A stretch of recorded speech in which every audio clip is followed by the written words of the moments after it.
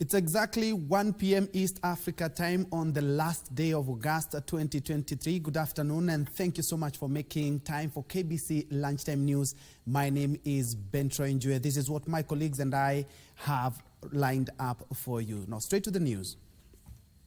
Let's keep this interactive via all our social media platform. Remember, we'll also be having a candid interview in regards to jobs abroad and scholarship. We've seen some mess in the country. Let's see some of the challenges. That's a little bit later. But let's begin our news. Rural women in Baringo County are calling on the African leader set to meet in Nairobi for the African Climate Summit to address issues affecting the rural populations. The women meeting at Tagul Bay in Tiati of Baringo County say the effects of climate change are impacting the rural populations more.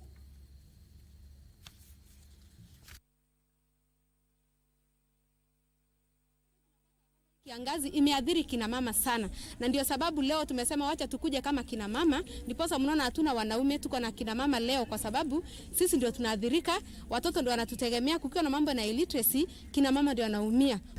Kwa mambo ya climate change inatuadhiri hata sisi watu walemavu, kwa sababu hii changamoto inaletwa na ukame. Kwa sababu watu akihama, watu walemavu hawatoki, wanabaki nyumbani, wanadhirika, hawezi kujisaidia wenyewe, na wenye wangetusaidia ndio wanahamisha mali.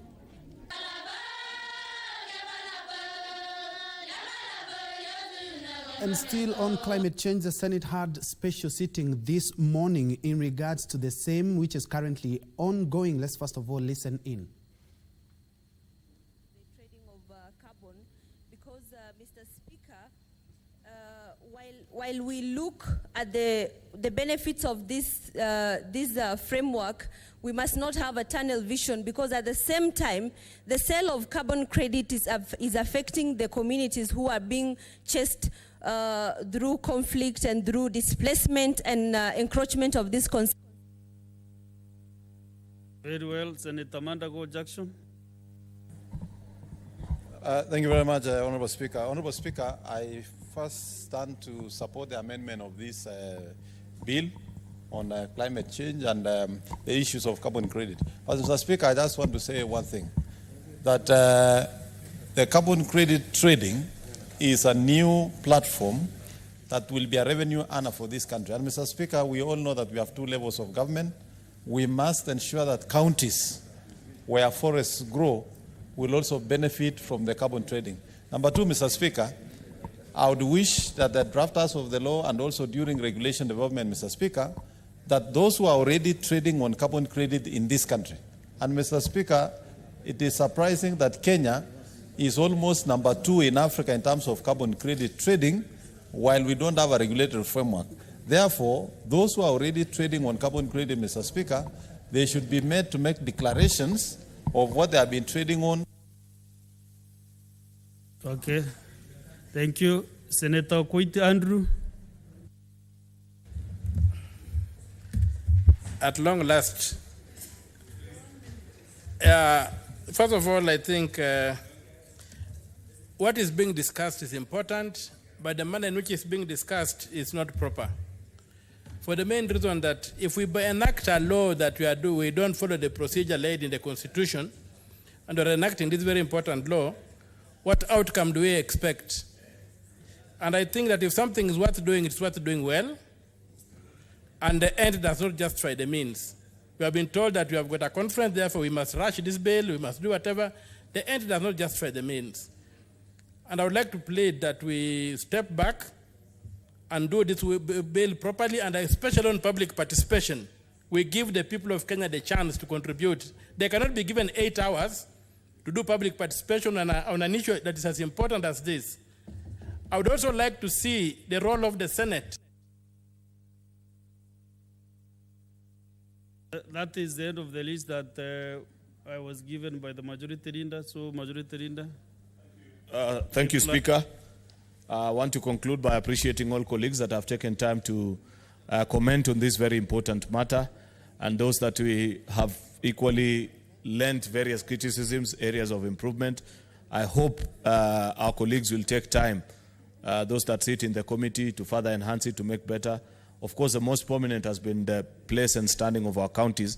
Despite the assured percentage, I think it needs to be more definitive. Like I listened to a few of our colleagues raise and say, I wish the role and the place of our county governments was more properly defined in the bill.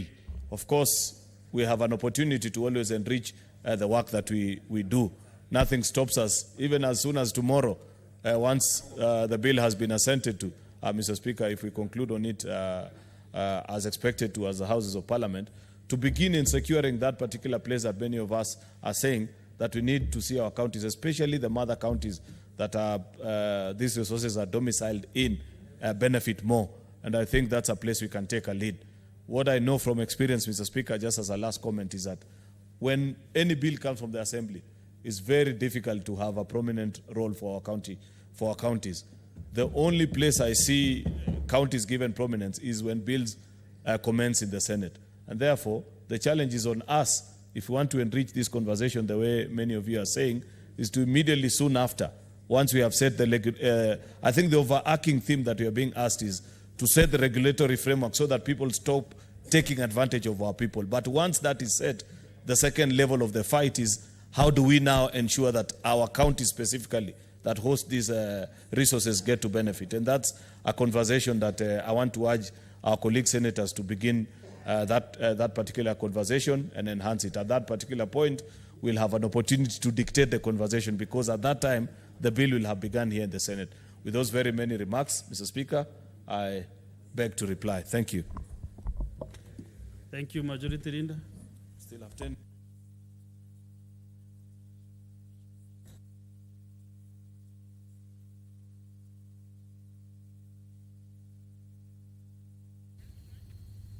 And that is a special Senate committee on the climate change bill. The carbon credit is what exactly they are discussing now, and the framework and how counties are bound to benefit from the same. Kamche Menza, my colleague, is on standby, remembering this coming just days towards the climate change summit, which will be held right here in Nairobi from the 4th to the 6th of September.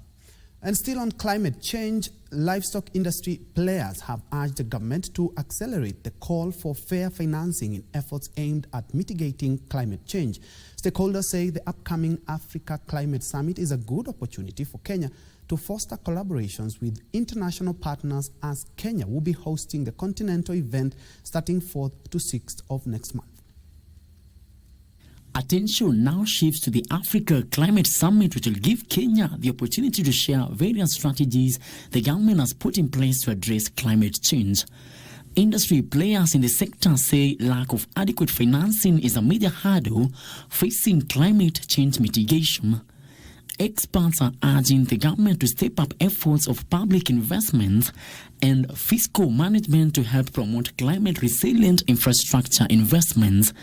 So we are calling for humane, sustainable, and regenerative livestock production systems. That is what we are saying should be supported. We have massive land. Go to northeastern Kenya, you will see what is the problem there is no water. The land there cannot sustain the animals, and therefore we lose them. If we regenerate those lands, I am telling you, we will have food that we will not be afraid to consume, because it will be good for us. The industry players want the government to strengthen access to climate finance to bolster the climate resilience of the financial sector. The over-reliance on funding of our development programs in Africa by external donors is not going to help us. Decision-making and financing have to be at the center of the conversations happening in Nairobi next week. And in that, we are asking our leaders to be the decision makers. Kenya will host the inaugural Year's Africa Climate Summit from 4th to 6th of September, which will focus on the theme driving green growth and climate finance solutions for Africa and the world. Industry players in the livestock sector now calling on the government to step up efforts aimed at mitigating the climate change, as Kenya will be hosting the Africa Climate Summit next month at the Kenyatta International Convention Center. Reporting for Lunchtime News from Nairobi, my name is Frederick Moki. In Vihiga, scores of people, some of them students, are nursing serious degrees of injuries after the vehicle they were traveling in was involved in an accident along the Kakamega-Kisumu highway. Witnesses say the vehicle experienced a tire burst before the driver lost control near Boyani in Majengo Center, Vihiga County. The victims were rushed to the Vihiga Referral Hospital for treatment and later on discharged. Kutoka Chabakali kwenda Kisumu. Sasa kufika Majengo kwanza tulipata jamu ya maiti. Alafu venye tulitoka kwa hiyo jamu, driver alikuwa anapeleka mbio mbio mtu mwenye alikuwa mbele. Ndio baadaye kidogo tu tukashtukia tuko chini. The Embu County government is training supervisors and enumerators in preparation for the new farmer registration program. Agriculture CEC John Nyaga said 47 supervisors and 322 enumerators had been picked for the month-long exercise, and they project to register about 120,000 farmers.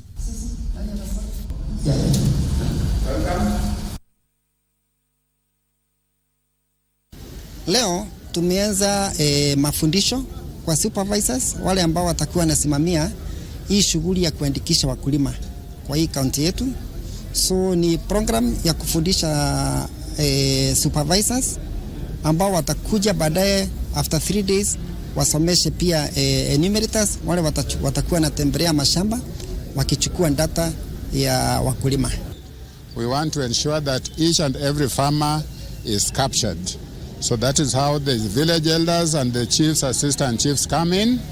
Na umuhimu ya hii data ni kwa sababu the government nataka kila mkulima akuwe mapped, akuwe kwa ile electronic system. Ndio sababu wakati tunafanya configuration, all those ecosystem ambayo inahusiana na mkulima zimekuwa captured and mapped for the purpose ya planning. Elsewhere, at least 100 women from Ilodokilani ward in Kajiado West Sub-County have benefited from a drought mitigation program supported by Action Aid. The movement aims to restock their animals after the long drought experienced in the area. The project benefited the pastoralists with 100 daily goats and 250 layer chickens valued at 800,000 shillings, and is targeting to improve livestock breeds in the area. Nashukuru Action Aid kulingana na uwezo ambayo Mungu amewasaidia na wakaweza kutufadhili kama sisi Lodoklan Women Network, tukapata nguvu ya kuwafadhili wenzetu ambayo wako katika hali ya ufakara. Wakienda wazikuza na zile jena takikana watakuweza kupata maziwa, hiyo itashughulikia mambo ya nutrition wao na watoto wao.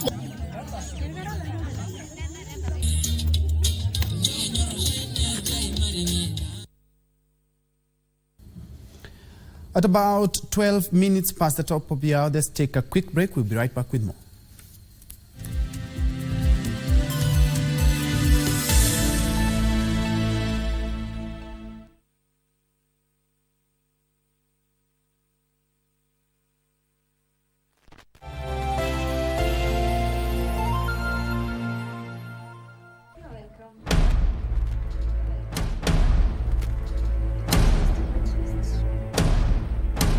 Shamsa mke wa Zito. Zito aliniambia kuwa hana mke, mimi sitaki kujua. Kiza Jamal. Shamsa is my wife. Achana naye. Sawa. Zito. Kufa kuzikana. Zuri. Zuri. Live from Broadcasting House, Nairobi, Kenya. This is KBC English Service. Welcome to Beat Time Show, the very best of the 80s and 90s with me, John Karani, JK. Timeless music hits across the decades. This is the place to be after you've had a tough day. Here we celebrate love and life.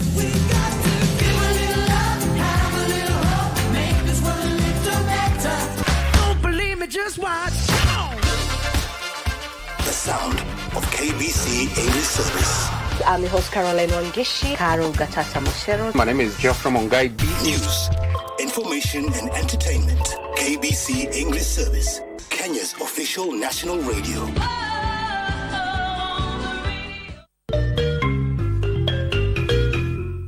Wiki hii kwenye mkulima. Hata shamba lako liwe dogo, bado utapata mapato mazuri. Karoti huchukua muda mfupi kuwa tayari ikilinganishwa na mimea mingine kama vile mahindi na kahawa. Alafu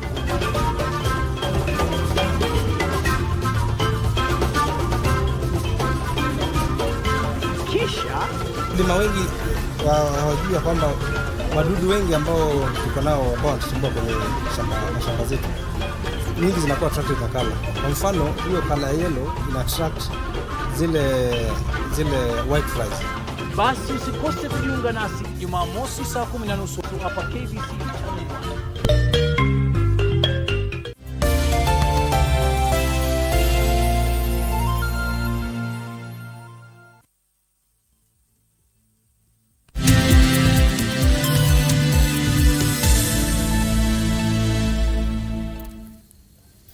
Welcome back and thanks for keeping it KBC Channel 1.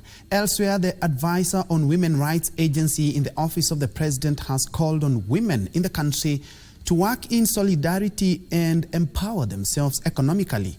Speaking to over 500 women in Kipkelion, Kericho County, Harriet Chigai said the government has of the economic empowerment. Cottage industries that will be set up in Kericho will create opportunities for women in the county and its surroundings. Economic empowerment is a women's rights issue. And you know, many times when we look around ourselves, we ask ourselves, what can the women do to better their lives? And we all believe if women are economically empowered, if women are able to bring out cottage industries, if women are able to fashion the activities around developing themselves so that they can have money and so that they can be able to educate their children, they can be able to give support in terms of not only business-wise, but when women are empowered, a lot of societal issues will go down.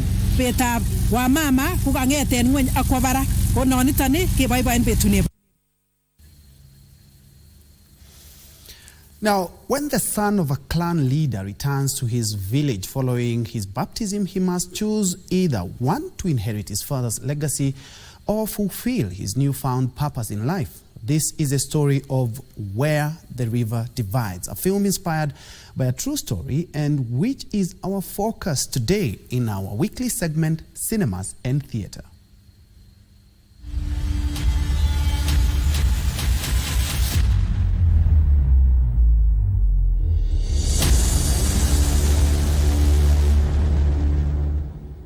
Where the River Divides is a story that follows the journey of the son of a respected clan leader who, upon his return to his village following his baptism, finds himself at a crossroads, torn between two divergent paths.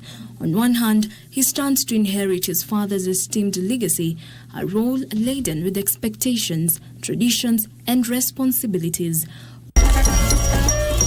On the other hand, he is faced with the allure of a newfound purpose, Christianity.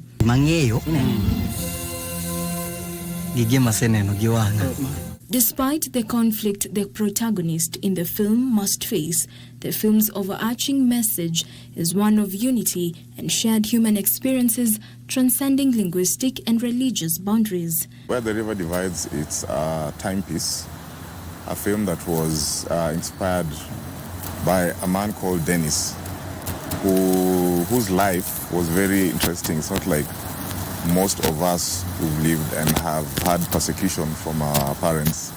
So him, because of his religious belief, he was ostracized and to the point of being killed. Our desire and inspiration was to make it a story that can transform people's lives.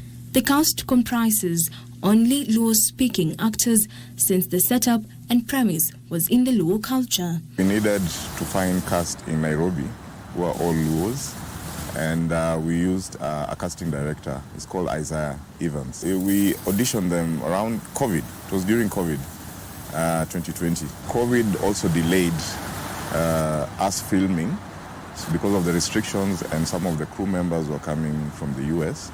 So we lost actually some of the cast members in between that process, but eventually we got the people we wanted. Set in a tight-knit village in Migori County, Isaac Masiga, the film producer, notes the location plays a big role in determining the outcome of the film. So because it was a timepiece, we had to make sure that the cast looked and felt and behaved like they were doing in the 70s. We needed an environment that had a pen for cows, where cows were, sleeping, and then a community-looking house. And we ended up finding Thimlich Ohinga historical site. Nyasai, Yesu Kristo malamoni. My main desire is to see the film industry grow to where it is right now. And the only way to do it is to get a lot of stakeholders involved in supporting local artists, local talents, and bodies like Kenya Film Commission can even help to alleviate some of the charges to do with location fees, to do with flying drones, or even importation of equipment, filming equipment. I think it will take the film industry to a very different level. Originally filmed in the Luo, Where the River Divides, has also been translated into both Kiswahili and English. Right now it's available on My Movies Africa, and they can go there and just look it up. Apart from other films that are there, Where the River Divides is there, and they can find it there.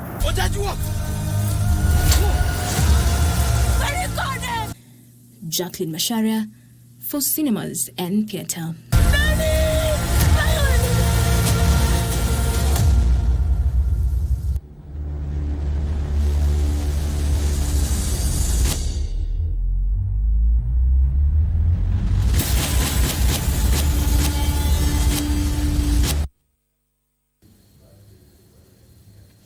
An interesting must-watch done by our very own Kenyan artists. Elsewhere, successful implementation of performance contracts by ministries, agencies and departments has been termed as a key in actualizing of the government's bottom-up economic transformation agenda geared towards Kenya's economic turnaround. According to State Department for Youth Affairs and Arts Principal Secretary Ismail Maalim, performance contracts are aimed at ensuring that efficient and effective services are delivered to Kenyans. Speaking during the signing of performance contracts for semi-autonomous government agencies within the Ministry of Youth Affairs, Arts and Sports for the financial year 2023-2024 in Nairobi, Youth Affairs and Arts Principal Secretary Ismail Maalim urged board chairpersons, CEOs and all government staff to seal graft loopholes and be accountable in delivering public services. We want to undertake unguided programs where people just come up and create programs that are not related to the targets and performances that we have given ourselves. He at the same time called on senior officials to ensure that all targets as captured in the performance contracts are not only achieved but exceeded for enhanced public service delivery. So every exercise, every activity, every programs that you run in your various boards and sagas, make sure the deliverables are taken care of. Maalim further reiterated the government's commitment to address challenges in the sports and creative industries through short, medium and long-term strategies. And deliverables that we have with us here, that we are signing today, are some of those attempts or steps towards finding solutions to the challenges that we have inherited in this ministry. Key deliverables the ministry is implementing in the 2023-2024 financial year include promotion and marketing film industry locally and internationally, conducting anti-doping campaigns, conduct national sports talent camps, undertake motorsports training, and establish a digital talent hub. John Kahiro, Lunchtime News.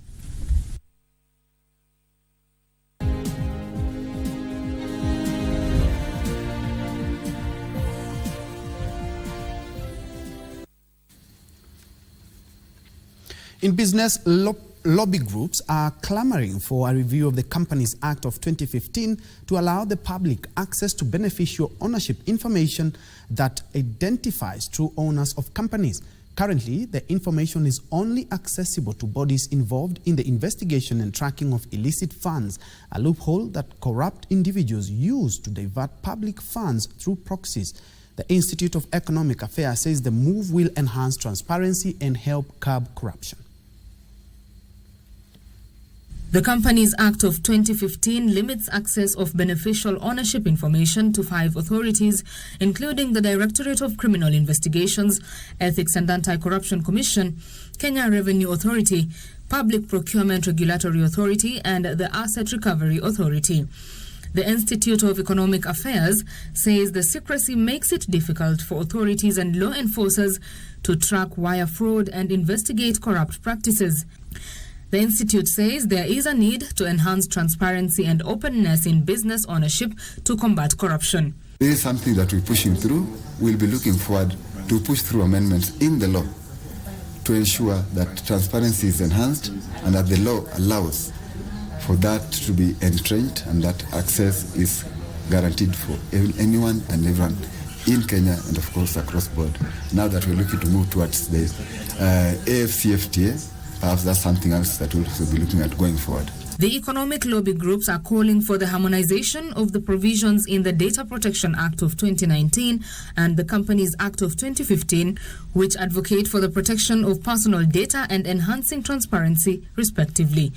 This, they say, will make it easy to identify true owners of companies, thus easing the process of tracking illicit funds and undertaking open investigations of corruption cases.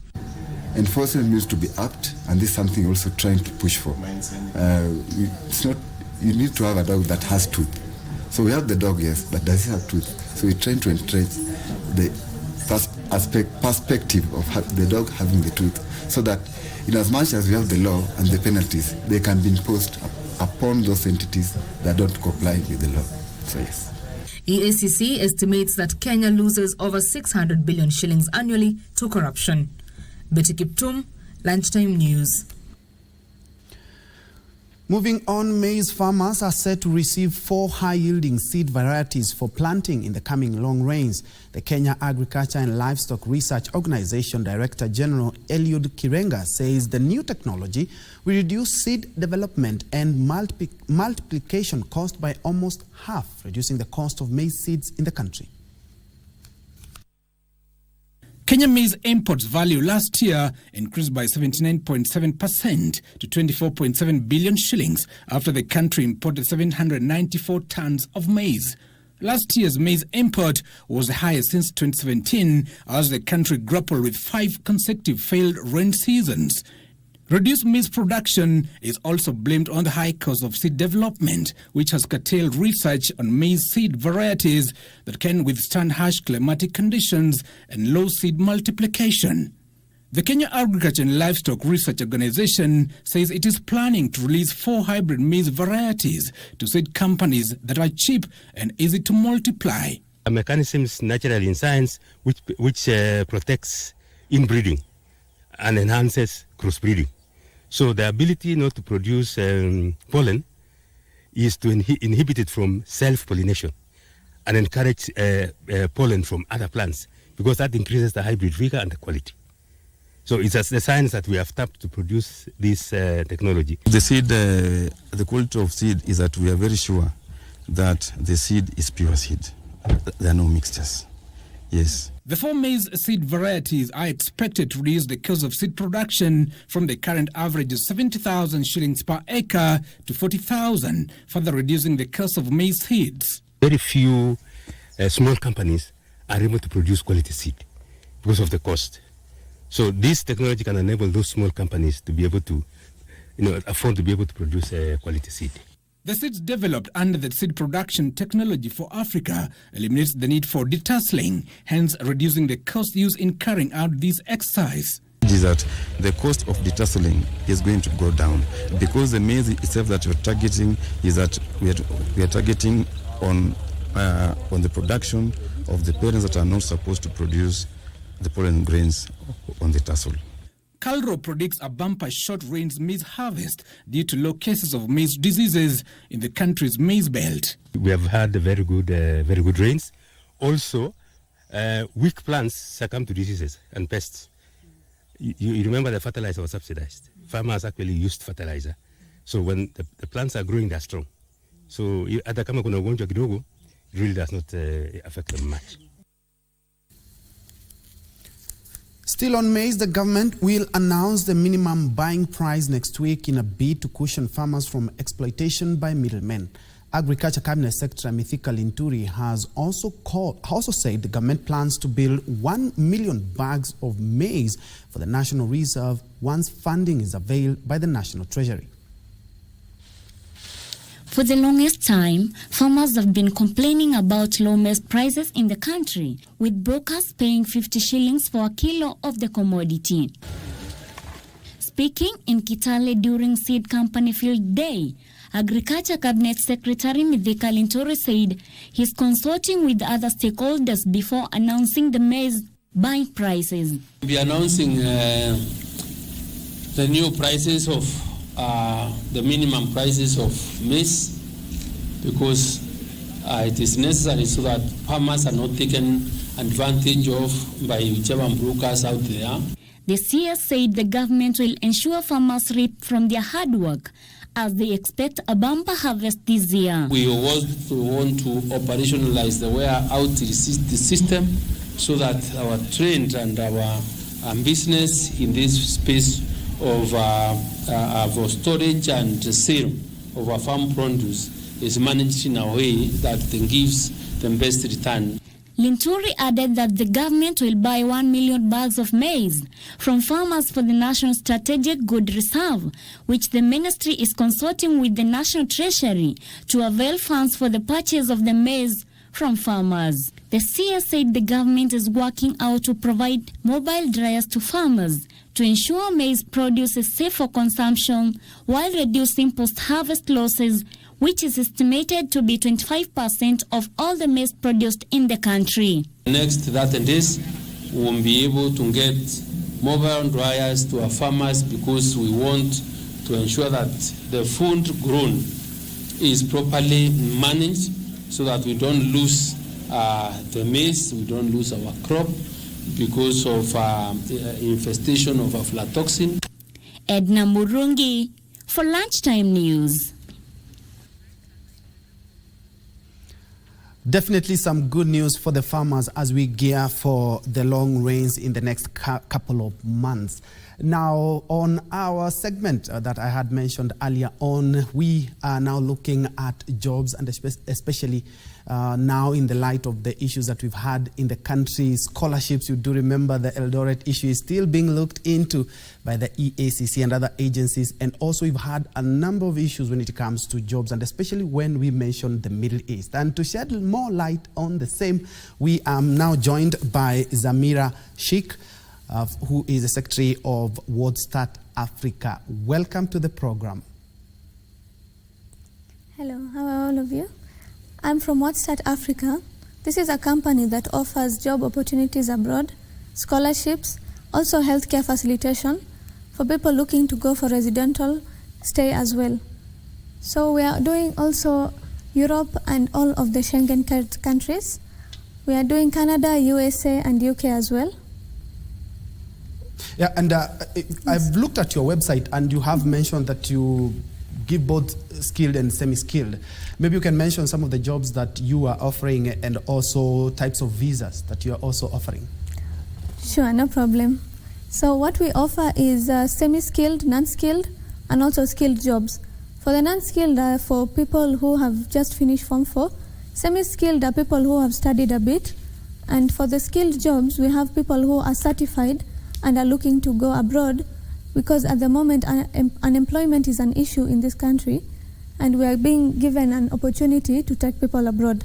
So the type of visas we are offering are, first we have a work visa, then we have a student visa, and then we have a healthcare visa for people going for healthcare facilitations, and we have a residential visa as well.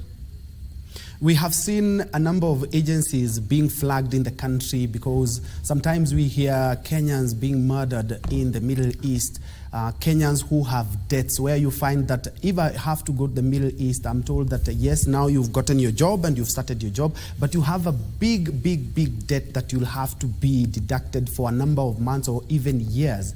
What makes your company stand out, and how do you deal with these issues? Do you follow up on the people that you assist to get jobs and also to get scholarships in other countries? Yes, about that question, I understand it's a very big issue, and we are also against it totally. We would like to address our people that we always follow up on them. We make sure that we get you the job, we make sure that we get you all the opportunities that you're looking for, whether it is a work, whether it's leisure, and we also offer tourism, which is just a visitor's visa also if you're optional to it. So we have also scholarships for the students. We follow up on everything and guide them before the process. We have consultations in our offices which can guide you to the process before you start with us. So you are also enlightened about the process before you start. What are some of the criteria that you use to assist Kenyans secure jobs, and some of the countries that you have assisted Kenyans to secure jobs? Okay, some of the things that we use is we have basic requirements that also are necessary for you to get a job. Like for the people who are skilled, we need certificates, we need somehow kind of a course that you've done. Then we can attach them, and there are requirements to get different kinds of jobs. But the basic requirements that we need are just a valid passport, an ID copy. This applies to the students and the people going for work as well. ID copies, details of your family. We have things like KRA PIN, COVID certificate, and also KCSE certificate, which is under education, just to see the education level. Now comes the CV, where we can find where to place you if it's for work. Whether it's student, we can see according to your grades where to place you. All right. Yes. And do you believe the current legal system in the country, because we have seen a number of Kenyans being conned their hard-earned money, either securing a job or either securing a student visa or scholarship as well? Do you believe that the laws in the country quite tight to ensure that we do not have these issues over and over again? Kenyans are dying. Others are being conned of their hard-earned money. Some even have to sell their plots of land. Yes, we understand on that issue, and it is something that we are all totally against it. So at the moment, whether it's a scholarship or it's a work or anything you're going for, we prefer to enlighten you on the process before you begin with us. Consultation is free, and we'd like to share our location as well. We would prefer to have our clients in person. We speak to them, we guide them on all the process, and we make sure to follow up on them as well. And what are some of the red flags that Kenyans should be looking out for? Because if you ask the parents who paid the money for the botched scholarships in Uasin Gishu County, they will say that maybe we were expecting that the county government was doing something very clean. That is why we trusted on it. If you ask some of the Kenyans who have been duped into jobs in the Middle East, they also tell you that they did their due diligence. But there are some of the red flags that as Kenyans need to watch out for, and especially when seeking work outside. Yes, some kind of red flags are somehow the amount that they're going to charge you. As a company, we are very affordable, and we are very reasonable in all cases, whether it's a student's visa, whether it's a work visa, whether it's residential visa, and we have contracts for all of this, which is why we say that we are always going to follow up on the clients, and we give our assurance on that. And as your company, you have diversified. You're not only giving visas and also ensuring that candidates can be able to secure legitimate scholarships. What are some of the other things that you are doing as well? As a company, we have also introduced a school in Kenya, in Nairobi, called What Start Barista and Mixologist. This is dealing in coffee for baristas. So the students who have just finished school in Nairobi and they are looking to learn about coffee or anything to do with cocktails, which is a mixologist, we have the course and we do it here in Nairobi. It's located in Pension Towers, Loiter Street, floor M1. So we have this course which is going for a tuition fee of 45,000 and we have the registration fee which is 10,000. Intakes are ongoing and this is an opportunity that is coming to Nairobi. And I've seen from your website you say that you offer job placement, study global academia, immigration, culture, integration. Where do you get all this? And also, of course, we have to have a lawyer who will ratify everything. Where do you get all these professionals? Yes, we do have a company lawyer who makes sure to sign the contract with us. The opportunities are from very big people abroad who are connected to us and they'd like to help Kenyans because of the problem of unemployment in Kenya. And as a company, of course, we have seen agencies that have been flagged a number of times by the government. Either some already have money and they've gone with the money and they cannot be tracked anywhere. How do you, as a company, ensure that you do not fall into the same traps that we have seen other agencies fall into? Okay, as a company, our payments are done through pay bills, so we have records of everything. And second, the contract also makes sure, and we have our lawyer as well with us. So this is all going to make sure everything will go smoothly, and we have contacts to the company. As soon as you leave from here, you have contacts to all our branches of the company. We have a branch in Brazil, we have in South Africa, and we have all over the countries. Final word, what would you advise somebody who is seeking a job, not only in the Middle East, anywhere else, and also those students who want to study abroad? Okay, the advice would be that the opportunities are there and they are really going to change people's lives, which we have seen them. So if you are looking to get a job and you're finding it difficult in Kenya, you should really definitely try your luck abroad, because there they give you a lot of value somehow maybe that you can't get here. So that would be a good opportunity for the students or the people looking for work who are non-skilled, semi-skilled or even skilled to get that opportunity.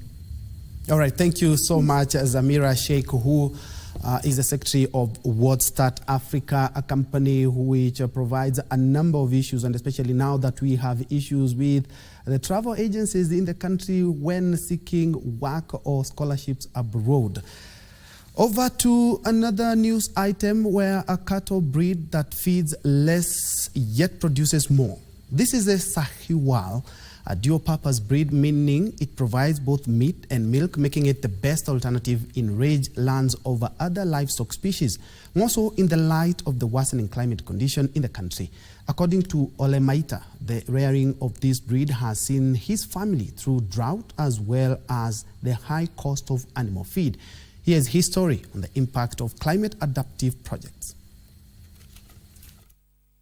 According to the International Rescue Committee's forecast, drought experienced in 2022, dubbed the worst the country has experienced in 40 years, was due in part to the adverse effects of climate change.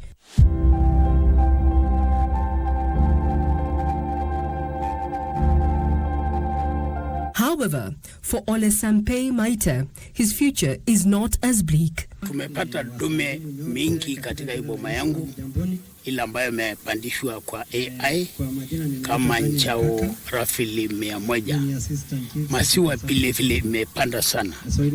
Imepanda, tunakamua ng'ombe moja kama lita 10 mpaka lita 15. Hata wakulima wa eneo hili imefurahia. He is among the beneficiaries of a 10 million improved pilot livestock project in Golgorian in Transmara South, Narok, rolled out in 2019 by the National Research Fund that introduced the Sahiwal cattle breed project. We are using this as a pilot, and through Caldro, we are going to extend to the northern eastern corridor, where I think we need such breeds which are resilient and high yielding. The Sahiwal breed has the ability to utilize low-quality feed resources, making it the most appropriate livestock species in ourselves. When we came here, these farmers were not smiling, especially the women, because they didn't have milk. Now they have milk, Their faces are shiny, if you can see. They are children, the aged. They are also, the old men who have also seen this as a business venture, and also they are being engaged in this particular conversation about Saiwo farming. The Maita hopes that he will soon be able to purchase a modern cooling equipment to store his milk and spur his value addition business. Asasi si watu wa Maasai jamii mali hapa ni masiwa ng'ombe ndio tunategemea. The project has so far distributed 4,000 heads of cattle and now boasts well over 5,000, with more expected to be distributed in the coming months. We want to continue upscaling this technology so that many farmers can realize the full benefits of Saiwo farming. This is exactly what we mean, to allow the farmers gain, students go to school using the money, livestock that we get here to give more meat, and then the final analysis, export meat to some other places. Regina Manyara reporting for Lunchtime News. Now, with the Africa Climate Summit around the corner, Kenyans have high expectations that countries will collaborate to mitigate the effects of climate change and also come up with adaptation measures that protect communities that have been affected adversely. In Meru County, residents living along Kadita River, the only permanent river relied upon in Meru municipality area, have raised concern over the diminishing levels of water over time. Mira farmers alike are complaining about diminished harvest. Those living along Kadita River, Meru County, are a worried lot as climate change takes a heavy toll on the river, diminishing its water. Dixon Wanda, a resident of Majengo slums in Meru, says Kadita River used to have a lot of water when he was young. He says that as the years progressed, the water levels in the river started diminishing. A thing he says is attributed to cutting down of trees and illegal obstructions by farmers upstream. Ni mtu umekuwa ikitegemewa na watu wengi sana wa hii area Majengo, Geantune, Magundo, pamoja na Dharaka, Geaki huko. Wamekuwa kitegemei mto pamoja hata na Mewas inatoa maji hapa bado mto Kadita, lakini kwa leo ni kilio kikubwa sana. Kama unavyoona kwa hii daraja maji ilikuwa inapita karibu ifike kwa hii daraja hapa juu, lakini kwa sasa kama unavyoona maji imeteremka sana, kiwango kubwa sana. Mwenda also decried pollution of Kadita River that he says serves not only Meru municipality residents but also several other people downstream. Jamal Moravi and Shaban Mwenda, also residents from Majengo slums, recall that the river could not be crossed on foot previously, but this has changed. They attribute the drying up of the river to the effects of climate change, a thing they say poses danger to the people who wholly depend on it. Maji ilikuwa mingi sana. Sijui ni nini iko na shida. Serikali inaweza tuangalilia juu hii maji inatumika Meru town mzima. Mewas, kampuni ya Mewas ndo inachukua maji hapa. Saa hii maji hakuna town, inafunguliwa usiku. Sisi wenyewe tunafunguliwa maji usiku, tulikuwa tunaishi nayo. Julius Muredi, also a resident from Meru Town, called for concerted efforts in mitigating the effects of climate change. Kwa hivyo nikiomba serikali iangalie sisi wakaaji wa Majengo, kwa maana kama itatuangalia hii maji kiisha, je, tutaenda wapi? And Igembe North Elizabeth Kenindi is one of the Mira farmers whose earnings from the so-called green gold have dwindled for lack of sufficient rains due to climate change. Tunaomba serikali yetu msaada kwa maana kwetu kumekeuka, Mira imekeuka, tumepanda mahindi na marawe imekeuka. Hata ng'ombe zenyewe kulingana na ukame wenye uko huko, maji ni shinda. Angalia hizi ng'ombe unaona zikipita zimetoka kilomita kadhaa kutafuta maji. Kenya will host the Africa Climate Summit from the 4th to 6th of September under the theme Driving Green Growth and Climate Finance Solutions for Africa and the World. Jacqueline Masharia for Lunchtime News.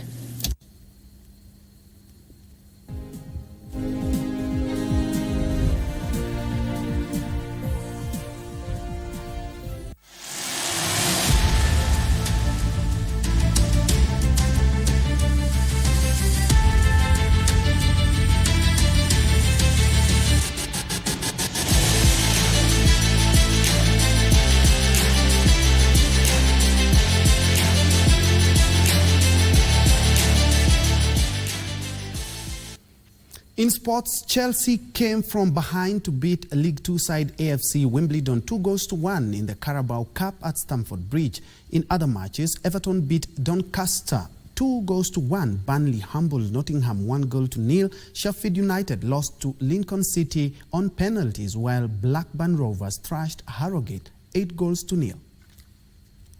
James Tilly struck fast from the spot to give the visitors the lead in the 19th minute. Noni Madueke levelled for Chelsea in the extra time of the first half. And fire Chelsea level right on half-time. And the equaliser has been coming. Enzo Ferdinandez completed the comeback in the 72nd minute. Danger here for Wimbledon. And it's Fernandez for Chelsea with the rescue act. Off the bench and scoring his first Chelsea goal. In other matches, Anut Danjuma scored in the 88th minute to seal the win for Everton, who came from behind to beat Doncaster Rovers. Danjuma, this will be a chance for Everton, and that's the winner for Everton. Anu Danjuma fires home, and Everton's comeback is surely complete. Zeki Aduoni struck a last-minute winner as Burnley reached the third round of the Carabao Cup.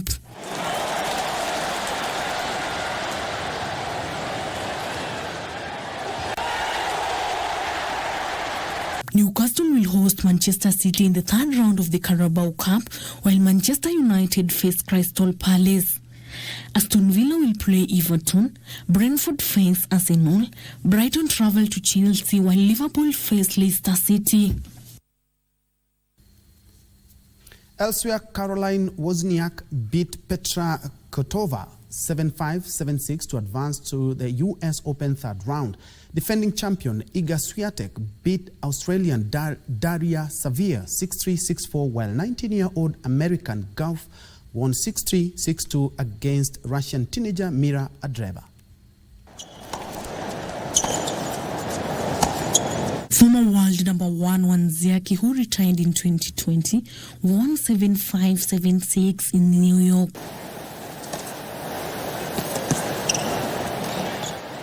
Yeah, it's great stuff from Wozniacki. One of the rare times so far that she's really been able to start dictating things. Wanziaki advanced to the third round after an impressive performance against longtime rival Kvitova, who served 2 matches points when serving at 5-4. Point again from Wozniacki, very calmly dealt with that bounce smash as well. Wanziaki showed her trademark response to take a fourth opportunity in the tie-break. Meanwhile, Poland Swiatek is looking to become the first woman to defend her US Open title since American Serena Williams won a hat-trick of titles from 2012, while American's Coco Gauff is looking for their first major singles title.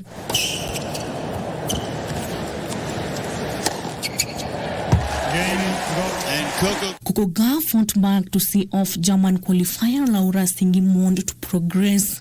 The victories for Swiatek and Gauff keep the pair on course to potentially meet in the quarterfinals.